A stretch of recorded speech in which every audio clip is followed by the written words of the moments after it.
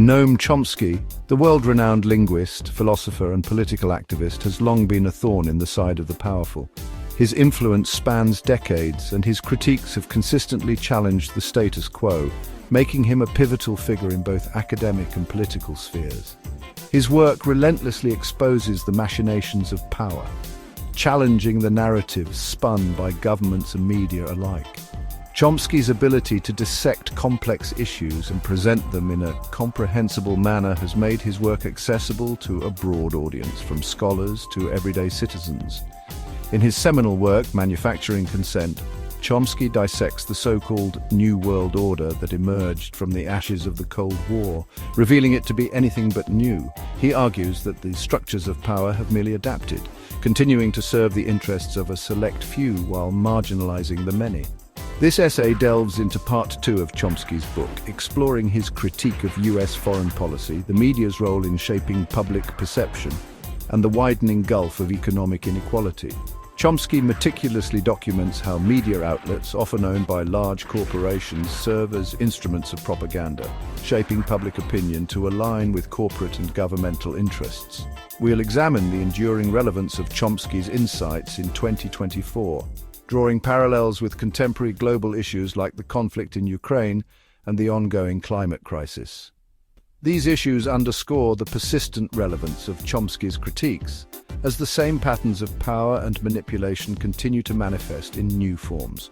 Furthermore, we'll attempt to connect Chomsky's themes to the historical and contemporary context of Ethiopia, recognizing the global reach of his analysis. By examining Ethiopia's political landscape, we can see how Chomsky's insights into power dynamics and media influence are not confined to Western contexts, but are indeed universal. This is not merely an academic exercise. Understanding Chomsky's work equips us with the tools to critically analyze the world around us, fostering a more informed and engaged citizenry. Chomsky's work is a call to action, urging us to critically examine the world around us and challenge the structures that perpetuate injustice. His legacy is a testament to the power of critical thought and the enduring importance of questioning authority. Chomsky argues that the New World Order, heralded by many as a new era of peace and cooperation, is a dangerous illusion. He suggests that this concept, often celebrated in political rhetoric, masks the true intentions of global powers. The collapse of the Soviet Union, he posits, did not signal a fundamental shift in global power dynamics. Instead, it marked the end of a bipolar world, paving the way for a unipolar moment dominated by the United States. Instead, it merely provided the US with an opportunity to solidify its position as the world's sole superpower, free from any meaningful challenge to its hegemony. This period saw the US expanding its military presence globally, asserting its influence in regions previously contested by the Soviet Union. This New World Order, according to Chomsky, is characterized by the same patterns of dominance and intervention that have defined US foreign policy for decades. The strategies may have evolved, but the core objective remains unchanged. The language may have changed, with terms like democracy promotion and humanitarian intervention replacing Cold War rhetoric. But the underlying objectives remain the same: to maintain US control over strategic resources, secure economic interests, and shape a global order that favors its own interests. This continuity in policy underscores the persistent nature of US ambitions on the world stage despite the changing geopolitical landscape. Chomsky contends that the Cold War, while undoubtedly a period of heightened tension and ideological struggle, also served as a convenient pretext for both the US and the Soviet Union to pursue their own geopolitical agendas. The specter of communism, often exaggerated and distorted, was used to justify interventions, coups, and support for brutal dictatorships, particularly in the developing world. The US in particular presented itself as a champion of freedom and democracy, yet often aligned itself with repressive regimes that served its economic and strategic interests. Chomsky provides numerous examples of this hypocrisy, demonstrating how the Cold War became a smokescreen for a more cynical pursuit of power and influence. Chomsky's critique of US foreign policy is rooted in a deep skepticism of power and its abuses. He meticulously documents a long history of US interventions in Latin America, Southeast Asia, the Middle East and elsewhere, highlighting the devastating consequences for the people caught in the crossfire. From the overthrow of democratically elected governments in Guatemala and Chile to the devastating wars in Vietnam and Iraq, Chomsky argues that US interventionism has consistently prioritized its own geopolitical interests over the well-being of those it claims to be liberating. He challenges the narratives of these interventions, exposing them as exercises in power projection and resource control. Section 5, Economic Inequality, the Price of Neoliberalism. Chomsky argues that the rise of neoliberalism, characterized by deregulation, privatization, and the dismantling of social safety nets, has exacerbated economic inequality both within and between nations. He contends that these policies, often presented as a path to prosperity, have disproportionately benefited the wealthy and powerful, while leaving millions mired in poverty and despair. The globalization of capital, facilitated by neoliberal policies, has created a world where corporations wield immense power, often dictating terms to governments and exploiting cheap labor in developing countries. Chomsky argues that this system is inherently unsustainable, leading to social unrest, environmental degradation, and a widening gap between the haves and have-nots. Section 6, Manufacturing Consent, the Media's Role.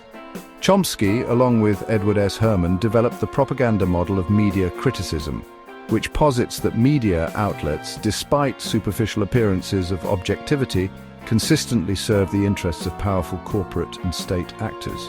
This is achieved, they argue, through a variety of filters, including media ownership, advertising revenue, and the reliance on official sources. These filters, according to Chomsky, result in a narrowing of the range of acceptable debate, the marginalization of dissenting voices, and the manufacture of consent for policies that serve the interests of the elite. He argues that the media plays a crucial role in legitimizing state power, justifying wars, and demonizing those who challenge the status quo. Section 7, Chomsky in 2024, Relevance amidst global upheaval. Chomsky's analysis of power structures and their impact on global events remains as relevant today as it was when he first wrote. His insights into the mechanisms of power, propaganda, and the manipulation of public opinion continue to shed light on the complexities of our modern world. The world in 2024 is characterized by complex geopolitical shifts, economic uncertainty, and the looming threat of climate change. These issues are interconnected, creating a web of challenges that require a deep understanding of the underlying forces at play. Chomsky's work provides a framework for understanding these challenges, urging us to look beyond the surface of events and examine the underlying power dynamics at play. His critique encourages critical thinking and a deeper analysis of the socio-political landscape. The ongoing conflict in Ukraine, for example, can be viewed through the lens of Chomsky's analysis of great power rivalry and the pursuit of strategic interests. This perspective helps us understand the broader implications of such conflicts on global stability and security. Similarly, the increasing concentration of wealth in the hands of a tiny elite, a trend exacerbated by the COVID-19 pandemic, underscores the enduring relevance of Chomsky's critique of neoliberal globalization. His work challenges us to question the status quo and consider alternative paths towards a more equitable and just world. Section 8, A View from the Horn of Africa. Chomsky's analysis of power, intervention, and the media's role in shaping narratives resonates deeply in the Horn of Africa. Ethiopia, in particular, has a long and complex history shaped by both internal power struggles and external interventions. Chomsky's work encourages us to examine these events with a critical eye, questioning received narratives and considering the perspectives of those often marginalized in mainstream accounts. The role of international organizations, often seen as neutral actors, should also be scrutinized. Chomsky reminds us that these institutions are not immune to the influence of powerful states and can be instruments of the very power dynamics he critiques. Section 9, Conclusion, Chomsky's Challenge, a Call to Action. Noam Chomsky's is not a comfortable read. It challenges us to confront uncomfortable truths about the world we live in and to question the narratives we are fed by those in power.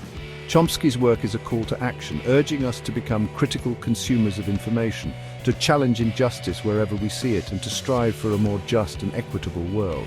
His analysis, though often critical of Western foreign policy, is not driven by ideology, but by a deep commitment to truth and justice. His work reminds us that the pursuit of a more just and equitable world requires constant vigilance, critical thinking, and a willingness to challenge the structures of power that perpetuate inequality and injustice.